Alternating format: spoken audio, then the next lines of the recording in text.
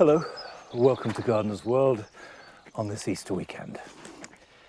This used to be the cottage garden, and we took out almost all the herbaceous perennials. Now I'm gradually putting them back. This is an Apita, a catmint. This is an Apita called, I'm slightly embarrassed to say, as in P-U-R-R, Jeune Bleu. Persian blue, it's catmint, Apita, get it? Never mind, it doesn't matter about the name because it's a lovely plant. And it's nice and low, so not too tall.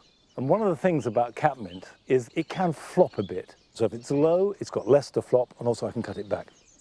Now these are plants that we lifted last autumn in order to take out the hedges and the flanking trees, and also to add a lot more roses. So essentially it's a rose garden. And also it's morphed into something completely different. And it's changed the role of the yews, these Irish yews. Now frame it and contain the space, and they feel much more statuesque. So it feels like a really big change within the existing garden. And that's exciting, that's inspiring. Now, coming up on today's programme, Francis visits our walled garden in North Yorkshire, which is beautiful, but exists to enhance the lives of those who tend it. It's a peaceful, calm place, and whatever you feel like when you walk through the gates, and you just feel very different, feel better. We meet a couple in Cornwall in their coastal garden who have been gardening together for over half a century. 55 years, and we've always gardened together and quarrelled together about the gardening. Constructively. We join Nick in his brand new garden in Northamptonshire. Now I am finally in my forever garden, and these poor plants that I've been dragging around the country for years can actually go into the ground. And I shall be sowing seeds for my new cut flower border.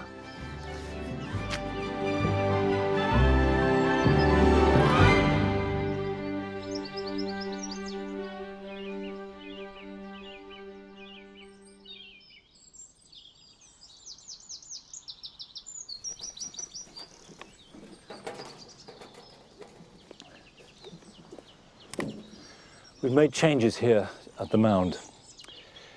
We did have the borders ending back along this line here, and we used scaffolding planks as a kind of shutter to hold it, and it was always meant to be temporary. This was 2 years ago. So we took them out, extended the bed, and used this corten steel edging, backfilled the soil, and what this has done is give the mound a much better base. It feels more proportionate.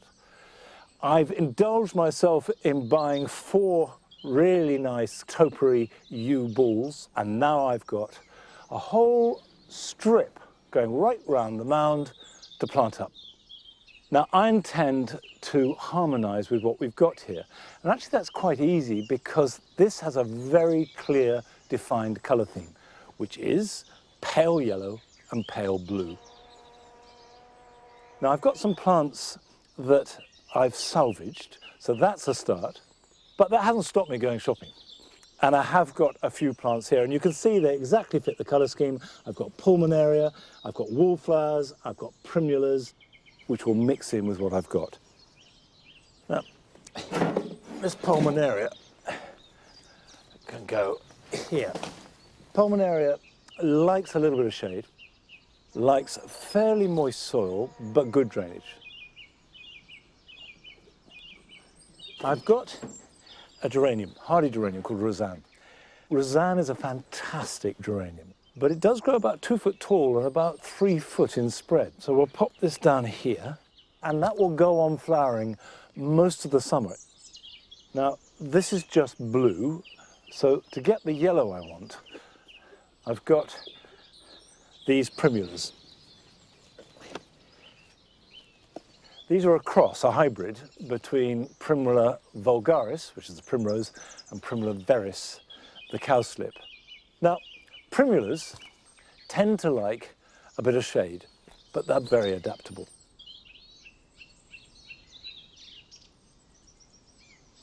Got Brunnera with these lovely clear blue flowers and a silvery leaf.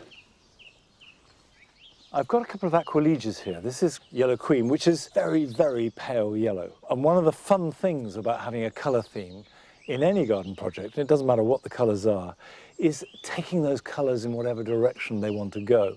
You know, when is pink red? When is pink white? When is yellow ivory?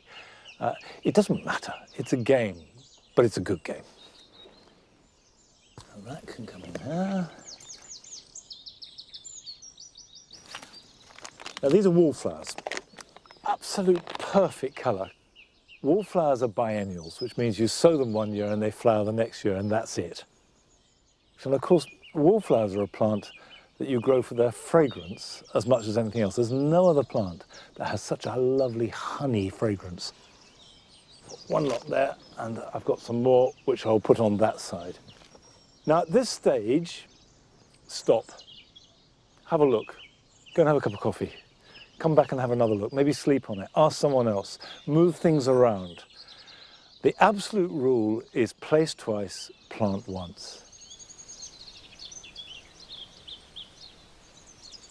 Right, I'm going to place on the other side and take my time, but while I'm doing that, we're going up to North Yorkshire, in fact to the edge of the North York Moors, which is one of my favourite places in the country, and Francis has gone to visit a garden with a very special project.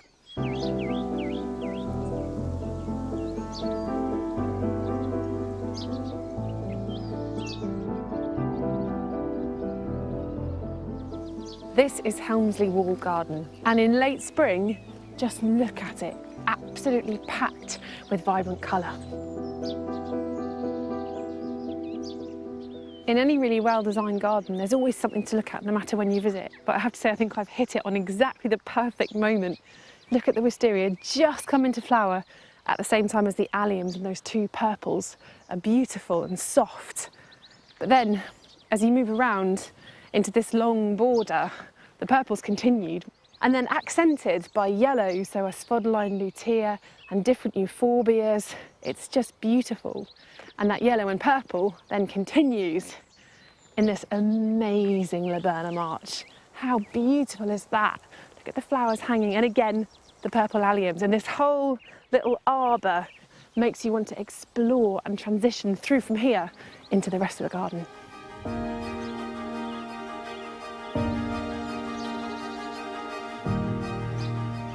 But as well as being a feast for the eyes, there are many other benefits that this beautiful space offers.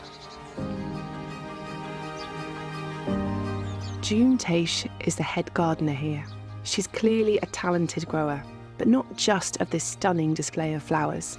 Hello, June. Hello, hello. Busy Lovely working to meet away. you. Nice to meet you too. It's so glorious. It's gorgeous, isn't it? Well, tell me about the walled garden itself. It's an 18th century walled garden. It's actually built on a parallelogram, which is quite an unusual shape, I think, to try and capture as much sun as possible. The garden's very much planted to demonstrate horticultural approaches that we could see anyone trying in their own garden, I have to say. And this iris border particularly, I mean, tell me about this, it's just breathtaking. Well, this was created probably about 4 years ago, and it was created by volunteers. We don't have any paid garden staff, so volunteers lifted and divided iris, replanted iris, potted iris up for sale. So it was a lovely learning experience for our volunteers. They really got a lot out of it. And that's the principle that we take forward. That's how we look after the garden. How many volunteers have you got? We've got over 83 garden volunteers. They look after the garden and the garden looks after them as well. We have a really nice mentoring scheme. We look to try and support our volunteers, whatever kind of support they need. So some of our volunteers might want to learn more about horticulture. Some might want to be more involved socially with their community. This is where they come and they can feel purposeful and feel they've achieved something in their week. Well, clearly it's working because it's absolutely gorgeous. It's beautiful. It is lovely, thank you.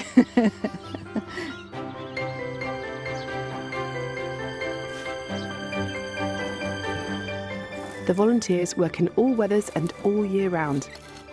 Julian Rowe worked in an office environment his whole life, so the kinds of walls he's surrounded by have changed somewhat. Hello, Julian. Hello. come to give you a hand. You're going to join me. That's Yes. good. We're just hoeing at the moment. Yeah. And then we'll be planting seeds. Are you quite okay with the hoe? Are you familiar with hoeing? I'm fairly familiar with a hoe, yes. Actually, I'm not. You know, I learnt to hoe here. Can you believe you? that? You know, and apparently a lot of weeds you shouldn't dig up. You should just hoe. You know, and I didn't know that. So that's one of the first things I did learn. So what made you want to start coming here? Well, I actually came here for the therapy. It's just been wonderful. I mean, the therapy is just coming here to do the gardening. Yes. You know, which sounds crazy, doesn't it? Because, but it's just being part of a team, and you know, you have to do your job properly because you know the garden is a beautiful thing. You don't want to ruin it. So there's meaning to the work that's going on here. Absolutely, that's the key thing. And actually, that's what I find I don't have a lot of now that I've given up working for a living. You know, it's very hard, and here I get meaning. It gives me meaning to my life. I'm so impressed with the work the volunteers are doing. They've created some beautiful spaces within these four walls, and now there's stunning spring colour to enjoy. These Siberian irises are quite underrated compared to the much more impressive bearded iris.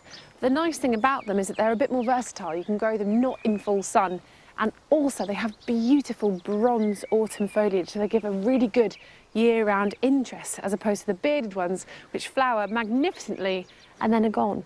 So these, I think, are some of my favourite plants.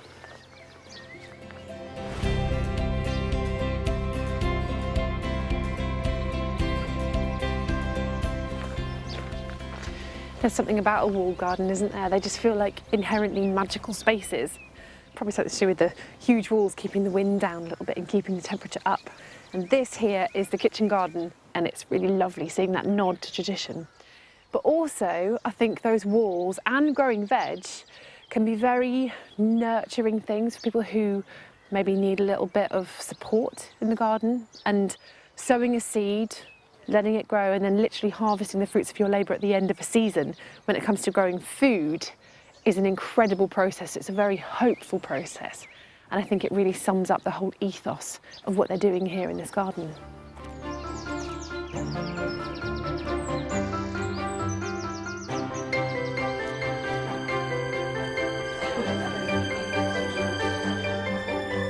The team that works so hard to make this garden what it is are refueling with a well-earned tea break. I'm joining Emma and Anne. So do you two work a lot together? Yes, we do actually. Yes, we thrive off each other, don't we? Yes, yes. I've probably got a bit more experience with gardening than Emma, and I can help her. And she's been at the garden for a lot longer than I have. And there's probably things that she knows about the garden. It's a good team. Yeah, isn't it works both ways. We work as a good team support. Yeah.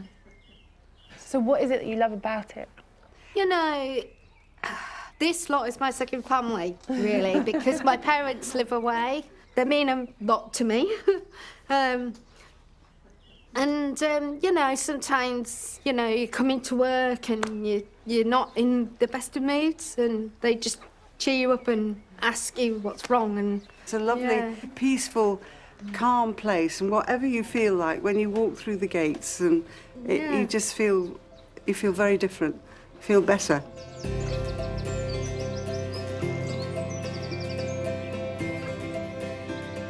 Well, having seen the volunteers now, I can see how integral they are to this place, but also how joyful they are. Absolutely. That's the most important thing, actually, that they enjoy their involvement. And if we get some great work done as well, that's a real bonus. But the work they do when they do it is of a really good standard.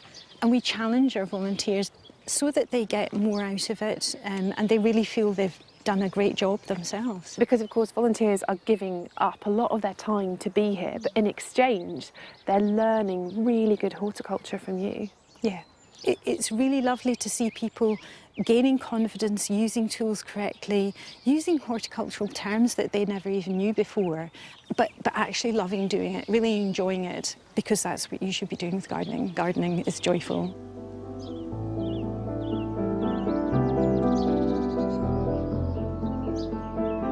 I think what June and the team are doing here is nothing short of inspirational. You know, they're creating a beautifully preened garden without it being precious in any way. And it all goes to show, or to prove actually, that gardening doesn't just grow plants, it can also grow people.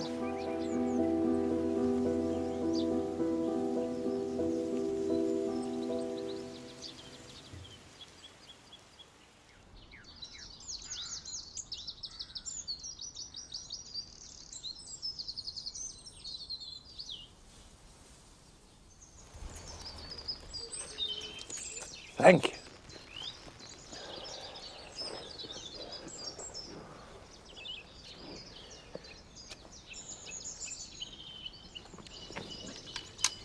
I do think it remarkable, the scope and ambition of that project. 83 volunteers. Just think of the lives that are changed and the ripple effect and the families and the social effect of people gaining so much from working in a garden and sharing it. And it's a lovely garden too. Now, what I've got here is a yew hedge that is coming into being. Now, these are cuttings that I took, I think, about 6 or 7 years ago, but I only planted them out when they reached a reasonable size. And you can see I've put a line along here because this is the height of the hedge I want. So the first thing is when you're growing a new hedge of any kind, don't cut it back until it's reached the height that you want it to be at. And then you can cut them off and they will start to thicken. Now, it's very straightforward. Just take it off roughly to the line. And it's worth pointing out, this only applies to young plants, and April is a very good time to plant evergreen hedges. On a more substantial or established hedge, you don't cut now because you don't want to disturb nesting birds. The great thing about yew, which is very adaptable, is it must have good drainage. It hates sitting in wet soil. And you can see I planted this on a mound and I put lots of grit underneath it. Now, what I can do is cut the sides as hard as I like. Hedges invariably thicken out.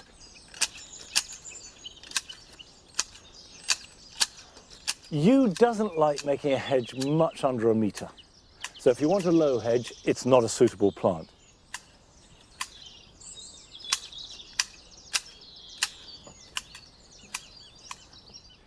It does look a little bit wonky and wobbly, but don't worry about that, because as it thickens out, you can get a nice straight edge onto it. I'm going to finish the rest of the hedges now, but we're going to Truro, to the garden of Nick and Billa Jeans, in a fabulous location.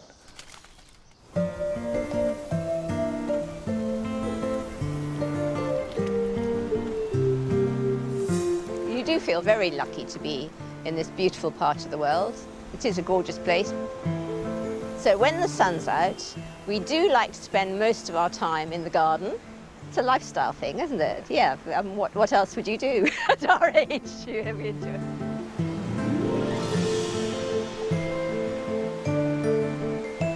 I'm Billa. And I'm Nick. We've been married for 55 years and we've always gardened together and quarrelled together about the gardening. Constructively. We argue, but we don't fall out. It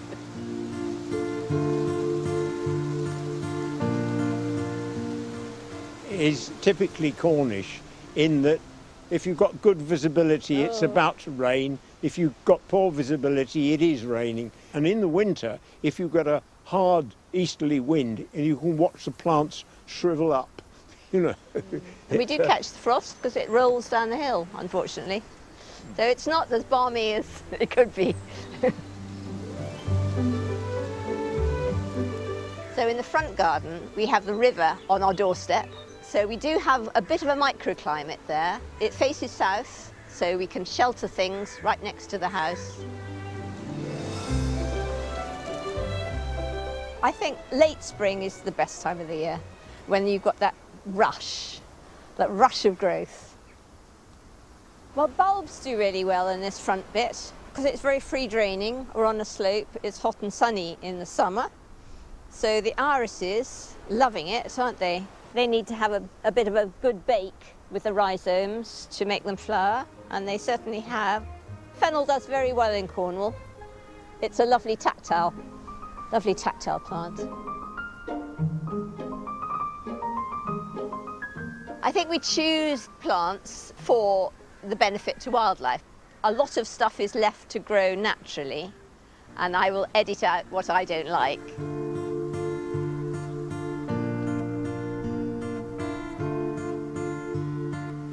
This is our garden watering system, very necessary. The roof water is all piped into a drainage system which comes down here and was originally meant to go into the river, which would be a terrible waste. So what we did, we dug a hole here about 9 foot square and 9 feet deep, and we built a concrete block tank, and all the rainwater is stored here. Then the question was, how do you get the water out of the tank? And then I found they still make these. I put it in, and there you are. And you can fill a 3-gallon watering can in about 10 pumps. And then, of course, as soon as I built it, Billa uses it as a base to put plants on. Heavy stuff Nick will do, and I'll do the fiddling. So very often he will do something, and then I'll have to come around and titivate and raise it to a higher standard, definitely. You finesse things, I think. Yeah. I'm scratching around like an old hen, he tells me. Yes, I say it's scratching around like an old hen. But to the result of her scratchings, we get all sorts of interesting things. So over in the main garden, we love to grow what we eat as much as possible. We've got perennial onions and kale and herbs. So any time of the year you can go and pick parsley. I love to be able to do that. That Billa is working on converting me from my more traditional sort of views of gardening. She's a particular enthusiast for no dig. And our vegetable garden this year, there's virtually no digging and cultivation in it at all. The potatoes have come up all right. The potatoes have come up all right. Yeah. It remains to be seen whether having planted potatoes in a bed that hasn't been disturbed for 18 months, whether it'll be possible to bank them up.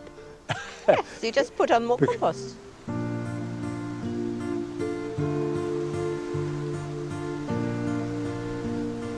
Gardening has changed a lot even in our lifetimes, I suppose, hasn't it? Yes. Yeah, so we used to be more clearing everything. Sometimes you just have to leave things and observe. They do say, don't they, that the gardener's shadow is the best fertiliser. Lots of the plants, the flowers, arrive just by magic. They are self-seeders. So we've got the erigeron, we call them St. Clement daisies, Mexican fleabane, of course the lovely, lovely forget-me-nots. Cow parsley. I love it when the cow parsley grows up tall enough to meet the apple blossom.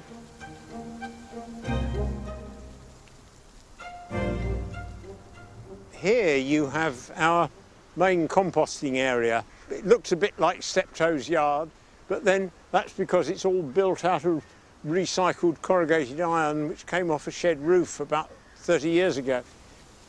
We've got this wire screen on the top, which is just a bit of old wire reinforcing mesh on a wooden frame. We can take out the twigs, which we don't want too many sticks and twigs in it, and it also spreads the stuff out well. And then, so I can show you, the wind is not helping today. Pick out the twigs, and then it's grass. So you get an even sort of mix, and then just level it off, and we go back for another lot. So it builds up in layers. But by the time it's been turned 3 or 4 times over a year, we've got all the mulching material to go back on the garden again. So, I mean, this year we finish up with about 2 or 3 tons of compost, which has cost us nothing. It's not the easiest garden to work with as we're getting older because it is on quite a considerable slope. Yes, it can be quite challenging gardening in a coastal location. We haven't really got anything to complain about, I don't think. It's nice nice gardening together. It is, yes. Very nice.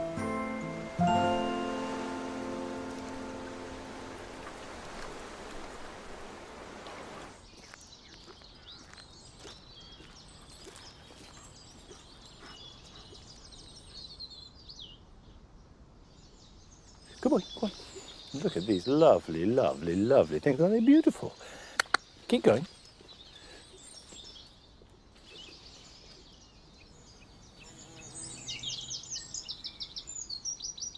I think if you are lucky enough to have a collaborator, a partner that you can garden with, then that is a really good thing. Sarah and I have always gardened together, and I wouldn't dream of doing anything here without her collaboration and cooperation, and that sometimes, as Nick and Billa pointed out, leads to arguments, but hopefully not rows.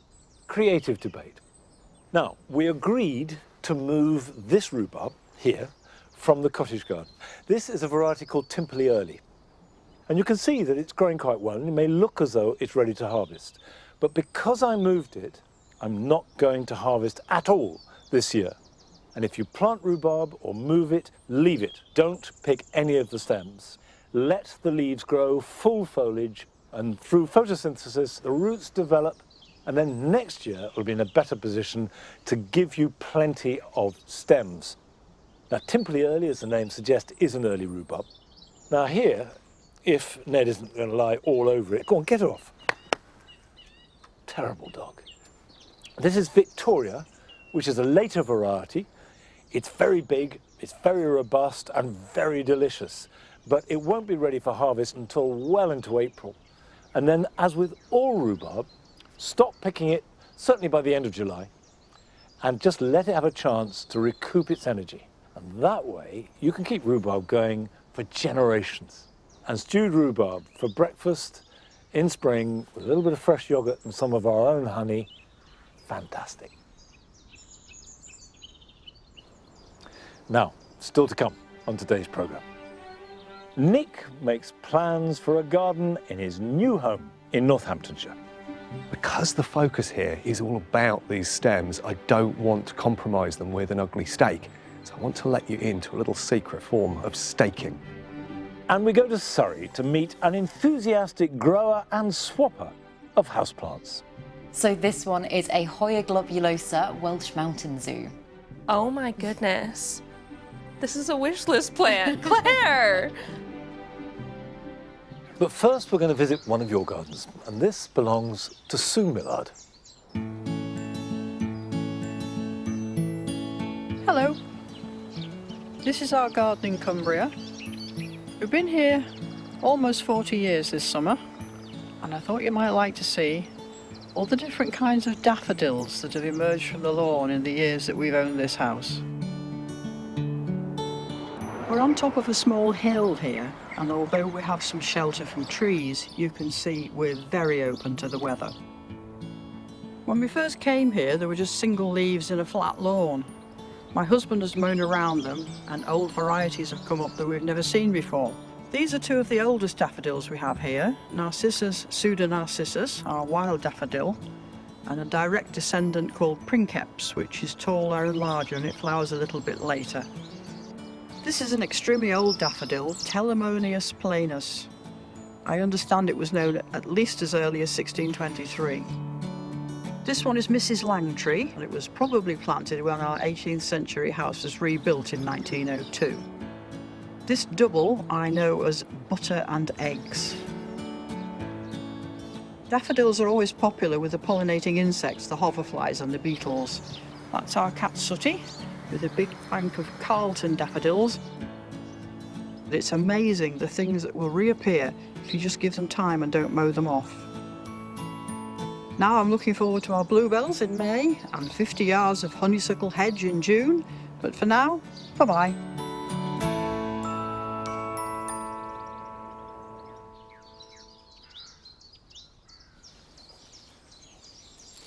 I know what you want. You want to walk, don't you?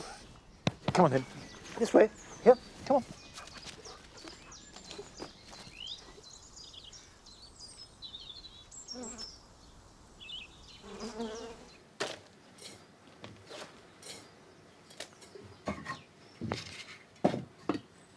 Well, thanks, Sue, for sharing that incredible range of daffodils. I have to say I'm very envious because this year the daffodils in the grass here at Longmeadow have been a profound disappointment. I put that down to the fact that they've had such a wet winter that they've grown lots of foliage at the expense of flowers. And by the way, please do continue to send in films of your gardens, whatever it is, whatever type it is and whatever particular passion you have. Now, I'm sure that sooner or later everybody faces the problem that we do all the time, is you see wonderful flowers in the garden. You want to cut them, bring them indoors, they'll look superb in a vase. But if you take them, the border will have a great big hole in it and won't look so good. And the answer is to have an area of the garden specifically and only for cut flowers. So this year, I've made 4 raised beds that are going to be just for cut flowers. So I thought today I'd get going with Gypsophila. And Gypsophila is one of those plants that are perfect for flower arranging. Easy to grow, they're a perennial, they just keep on giving. Tiny little black seeds, but I will try and do it as evenly as possible.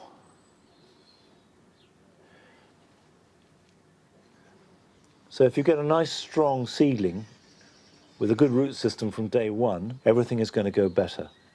And it is extraordinary to think that each of these little seeds are going to result in a plant that is an explosion of flower.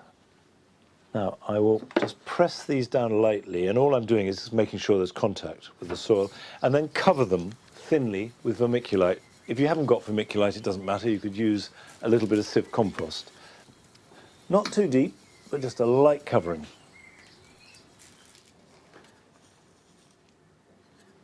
It's not a bad idea when you're growing Gypsophila to water them and then put them in a polythene bag, and that will keep the moisture level high. Keep them warm, keep them light, and then when the seedlings appear, take them out the bag. And they should start to appear in about 10 days' time and be ready to prick out in about 3-4 weeks' time and plant out the end of May. Right, I will label these.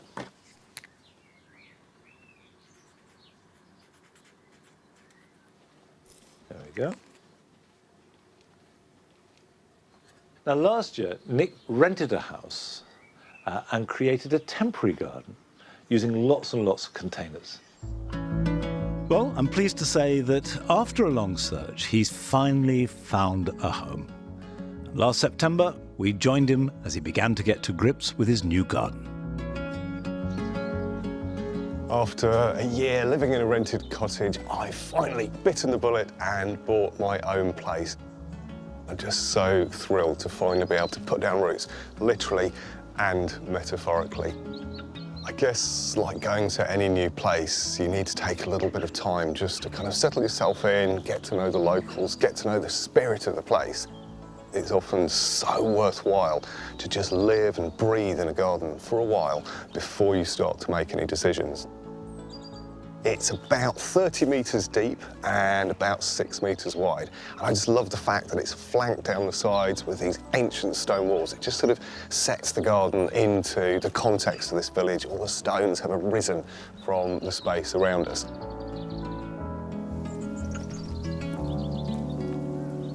What I'm really pleased about is it's got a great structure of trees and shrubs already here, which gives me a great sort of palette to work on. You can see the buddleia sit in the back there. I reckon it takes up maybe 1/8 of the volume of the whole garden. It is absolutely vast. So what I'm going to do is a major cutback, take it down to about 1 metre off the ground, let it reshoot in spring. It's long flowering and, of course, loved by bees and butterflies.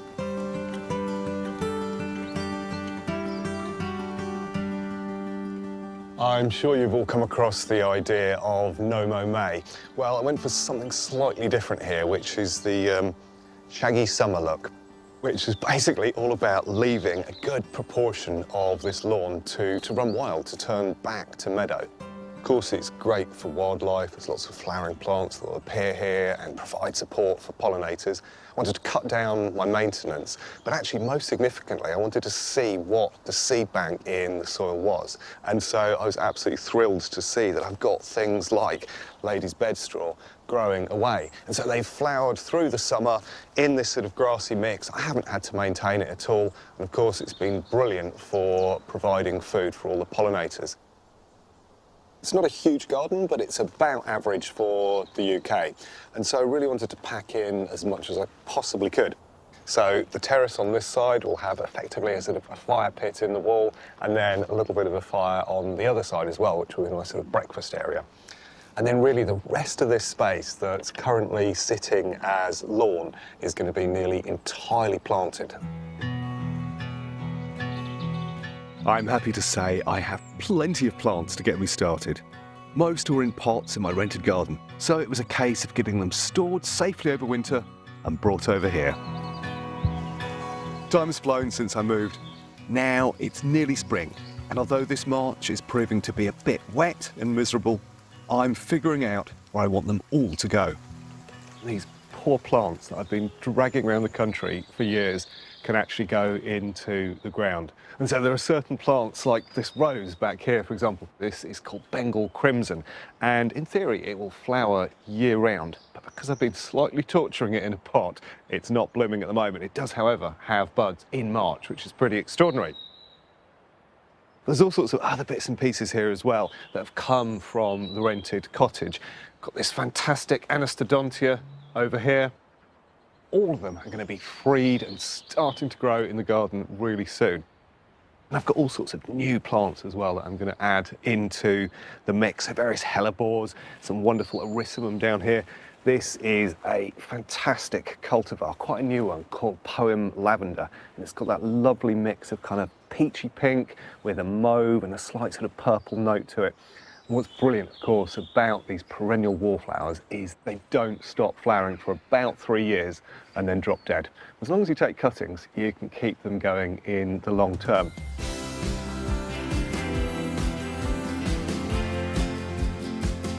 It's been a long and very cold, very wet winter, but it's given me a great opportunity to get on with some of the jobs that I need to in the garden here. So I've pruned the big buddleia behind me. That will go eventually, but I've taken the bulk of the material away. And then with this hawthorn that I've inherited, it really supports wildlife. And by lifting this canopy up, it's going to let more light into the ground underneath, and it really just presents a whole load of different growing opportunities.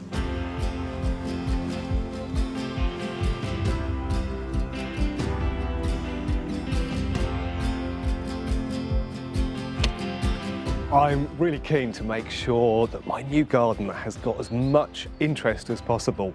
A great way of doing that, even in the depths of winter, is to have plants that have beautiful stems and trunks. And so I'm going for these 3 birches. They're going to do all sorts of jobs for me here. They help screen the building to the side. They're going to throw some dappled shade behind them. And I'm going to make sure I've got evergreens planted around them so these stems really pop in winter. Because the focus here is all about these stems, I don't want to compromise them with an ugly stake. So I want to let you into a little secret form of staking, and it all happens underground. So I'll just get this first layer out.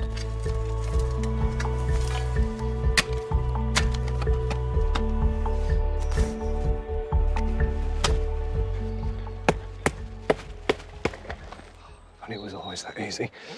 Right, out that comes. As you can see, this has got a fairly decent, stable, rooty top on it, and that's going to make all the difference. The other absolutely key thing, if you're putting in a specimen of this nature, is to make sure that its best face is facing the direction you're going to most commonly see it. First step in the process is to get some batons on top of the root ball. And they're going to be what stabilises and really holds this in place once I've got the wiring on top. These don't need to be anything fancy, they can be old offcuts, pallets and the like. Next stage is these angle iron stakes. These have cost about £2.50 each. The next process is the straining wire. Now again, this is really cheap. You can buy a roll like this for 3 or 4 quid, and it's got all sorts of uses around the garden. So what I'm going to do is just to attach this into one of my angle irons just here. The idea is really to get this as tight as possible by hand. Then I can do a last knock-in of the stakes, and that's really going to pin this timber frame onto the top of the root ball.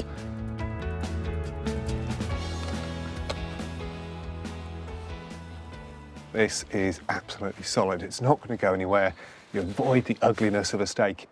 And you also, sort of similar to that contemporary form of staking, which is always really low down, by doing this underground staking, you allow the tree to move around on the top, which will really strengthen it in the long term. And you'll have a happy, established multi-stem tree.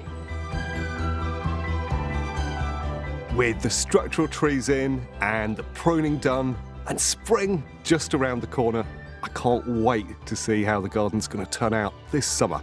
I'm hoping it's going to be a riot of colour.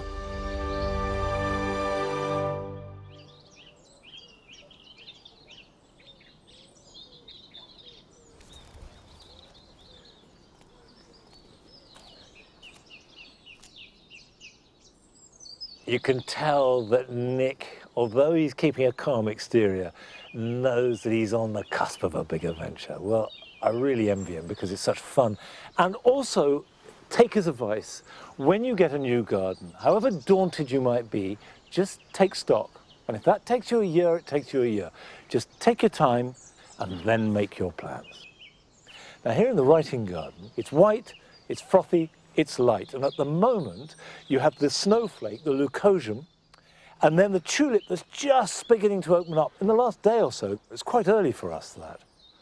This is yellow spring green and the white daffodil failure. And that's just about it. Very, very simple. And sometimes simplicity is all you need.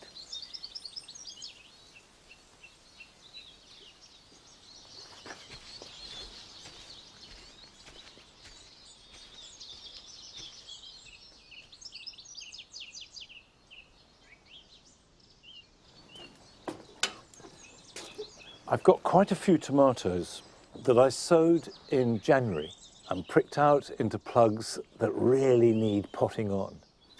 And these are all destined for the greenhouse. If you haven't sown any tomatoes now, don't worry, you're not too late at all. But if you sow tomatoes now, they'll be ready to plant out into your garden or on a balcony or into pots around about the end of May into June, and then you'll be harvesting them in August and September. Whereas if I put these into the greenhouse, I'll be harvesting from these, hopefully, by the end of June, certainly early July. These are a variety called Tigerella, which, as the name suggests, are striped. They're very sweet, a delicious tomato. Put it in quite deep. Deliberately, I'm going to bury some of that stem. It'll anchor it, and also it'll encourage root growth from the stem. These will go back into the greenhouse to grow on. I reckon I'll be planting these into their final place, into the soil in the greenhouse, in about 5 weeks' time, maybe 6, certainly before Chelsea. And if you've got any extra ones, as I will have here, pop those on too, grow them on, and give them to people. They make a great present, and they are easy and really rewarding to grow. And increasingly, of course, younger people don't have access to a garden, and yet the desire to grow things remains as strong as ever. And we went to visit Claire Lowry at her home in Surrey, where although she doesn't have a garden outside, she is growing an extraordinary range of plants inside.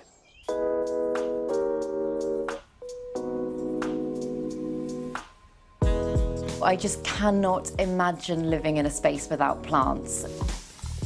I love the look of houseplants, so when I was in my early 20s I started kind of getting 1 or 2. It's got a little bit obsessive, and I think I've got over 300 now, so yeah, collection's still growing.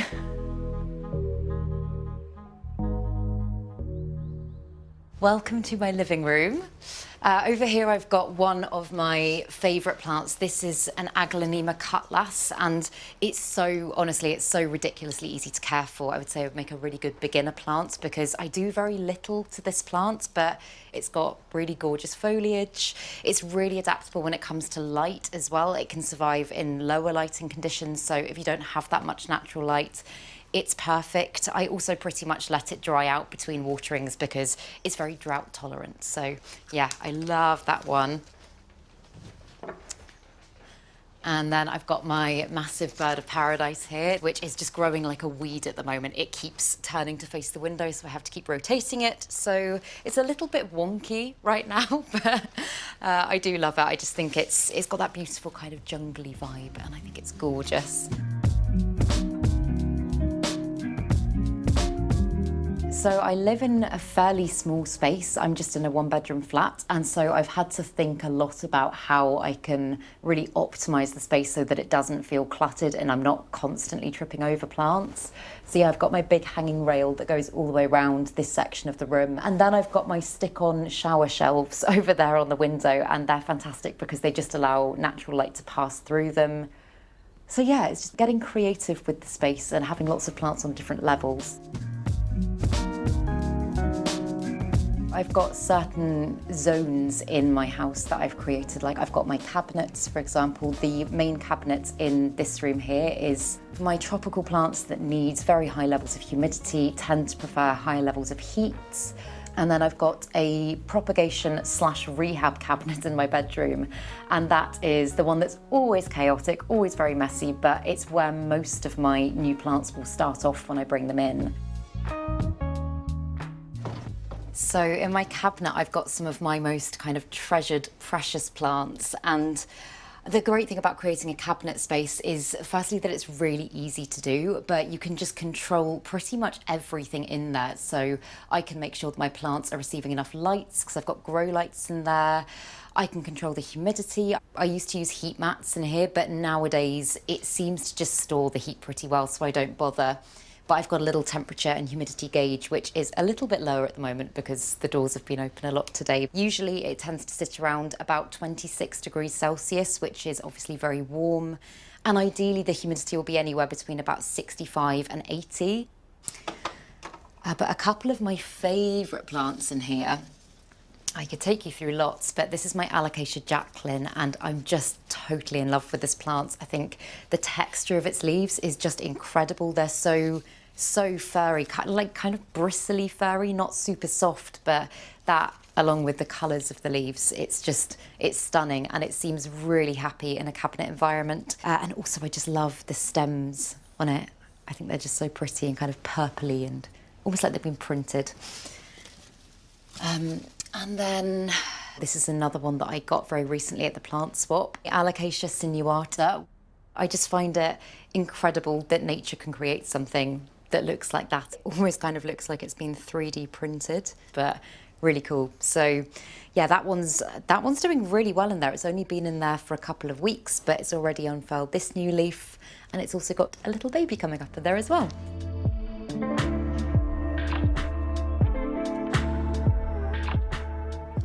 So these are my Monstera dubias, and this is the plant that I'm probably the proudest of in my collection at the moment. I got it when this was about 30 centimetres high about a year ago, and as it's grown, the form of the plant just started to get bigger and bigger, and then really change and develop these beautiful fenestrations. And I added a section of moss pole onto the plank to chop and propagate it, and I chopped this section probably about 2 weeks ago now, so it doesn't have any roots in the soil at all yet. All of it is contained purely within the moss pole, and that's what's keeping it going. It's just blown my mind really how much the form of this plant can change. Not only has the structure of the plant changed, the whole colour's changed. I'm very excited about the potential of this bit. I think the key to the massive growth that I've achieved in this plant has been the light that it's received. I've always made sure that it's kind of pretty much right up against a window. I know a lot of people grow this plant in the UK, and I think because it's another one that's known for being able to survive in lower light conditions, sometimes people just assume that that's the best for it. And in my experience, it's not at all. So lots of light and hopefully it will do this.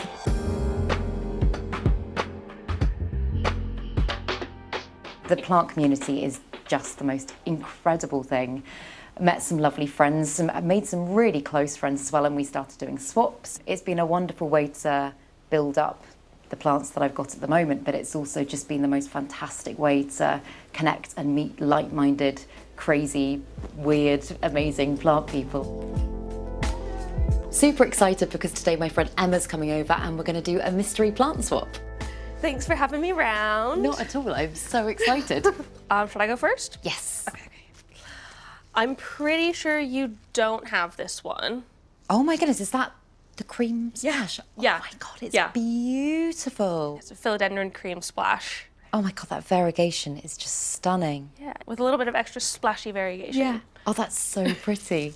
Yay, thank you. Oh, exciting. Okay, close your eyes because mine are slightly on display. Oh my goodness. These are the variegated Hoyabella? Yeah, it's the one with the funky name, the Louis Bois. Hopefully I can get this one to flower really quick. Fingers crossed. Okay, so this next one. Oh my God, it's a fern leaf. I didn't put any like moss or anything around it because I figured you'd want to pot it straight into some soil. That's so exciting. Thank you. Yeah, of course. Thank you. And the last one for you has literally just been potted. So this one is a Hoya globulosa Welsh mountain zoo. Oh my goodness. This is a wish list plant, Claire. Oh my goodness, it is stunning, and I love like the silvery blue of it. It's so cool, isn't it? And like the texture, it's very different from a lot of other anthuriums. Yeah. Amazing, thank you so much. Thank you. Oh. Thank you. I'm really, really proud of what I've created. I love my space. It is my own jungle haven. I feel so relaxed and so at home here, and whenever I'm away for a certain period of time, I always kind of long to get back to my plants and be in my safe, creative space with them. So yeah, it's amazing, and I encourage more people to bring more plants into their home as well.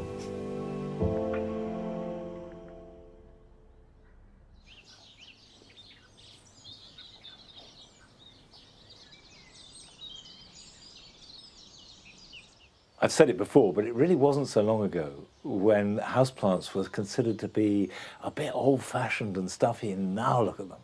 They're just looking fantastic. And I now grow streptocarpus amongst other houseplants. But 20 years ago, I associated them entirely with my granny. Well, I then went to South Africa and I saw them growing in the wild, and it transformed everything. I realised they're beautiful plants and they're really interesting. Now, they're not difficult to grow if you give them what they want, but what they want is fairly specific. They like damp shade, but with very good drainage. Now, that's quite tricky to provide, and maybe that's why my granny grew them in her dark little sitting room. And what I have found here at Longmeadow is they are happiest underneath the staging on the gravel in this greenhouse. But they do need potting on, dividing, feeding, watering, looking after, particularly at this time of year. So if I take it out of its pot, you can see the roots, quite fibrous roots, completely packed around. That's solid. So what I'll do is break that up, like that. That's one, and I think I can make at least 3 out of this. So I'm going to repot them into a mix of leaf mould and perlite. And the perlite is going to ensure good drainage, and the leaf mould is a nice loose growing medium, but low in fertility. A bark-based compost will do fine, but add plenty of grit or perlite. And then I'll put a crock in the bottom of the new pot. Some of that underneath, and then just fill around it. Now, having repotted, I'll clean it up. Any dead material, spent flower stems, leaves that are looking a bit sad, don't be frightened to cut them off.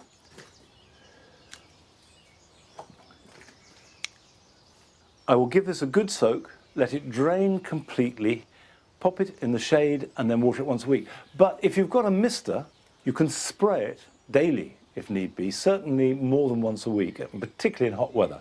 Keep the air moist and the roots fairly dry, and they'll be happy. Right, I've got a lot more to do, but while I'm doing this, here are your jobs for the weekend.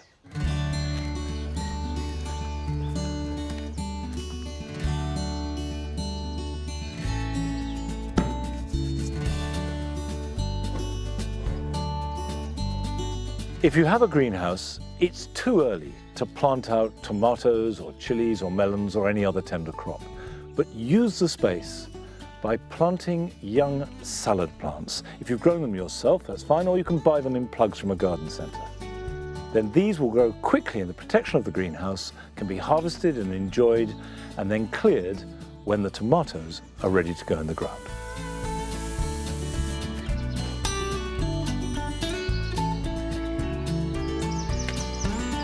When you see signs of new growth, now is the best time to divide herbaceous perennials like hostas. Dig up the parent plant and divide it. With a hosta, the best way to do this is chopping it with a spade. Some plants are more fibrous rooted and can be pulled apart. Replant a section in the original hole, and then with the new divisions, create new planting wherever you want them.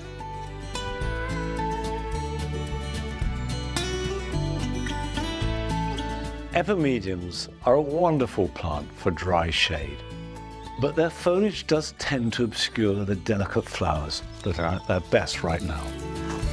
So cut back last year's leaves at the base, and be very careful about this, because it's all too easy to remove some flowers by mistake at the same time. Then you can enjoy the flowers, and when they finish, a fresh batch of leaves will soon grow.